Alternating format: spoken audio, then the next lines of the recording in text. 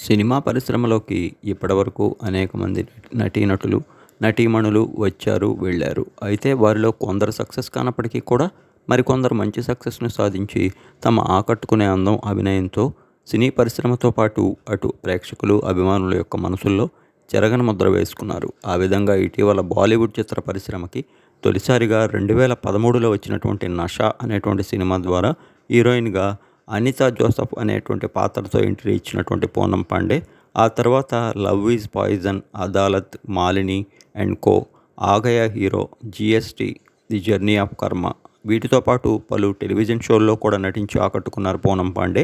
ఇక గత కొన్నాళ్లుగా ఆమె గర్భాశయ క్యాన్సర్తో పోరాడుతుండగా నేడు కొద్దిసేపటి క్రితం ఆమె హఠాన్మరణం పొందినట్టు పూనం పాండే కుటుంబ సభ్యులు అధికారికంగా ధృవీకరించారు. డాక్టర్లు నేడు ఎంత ప్రయత్నించినప్పటికీ కూడా పూనం పాండే మనకు దక్కలేదని, ఈ విషాద విషయాన్ని తెలపడానికి ఎంతో చింతిస్తున్నామంటూ ప్రేక్షకాభిమానులకు Poonam Pandey social media profiles ద్వారా ఆమె మృతిపై అధికారికంగా ప్రకటన అందించారు కుటుంబ సభ్యులు. ఒక్కసారిగా పూనం మరణం విషయం తెలిసినటువంటి ఆమె అభిమానులతో పాటు చిత్ర పరిశ్రమ మొత్తం కూడా తీవ్ర విషాదం అలముకుంది. ముఖ్యంగా పలువురు బాలీవుడ్తో పాటు ఇతర చిత్రరంగ ప్రముఖులు కూడా ఆమె మృతిపై ఆవేదన వ్యక్తం చేస్తూ చింతిస్తున్నారు.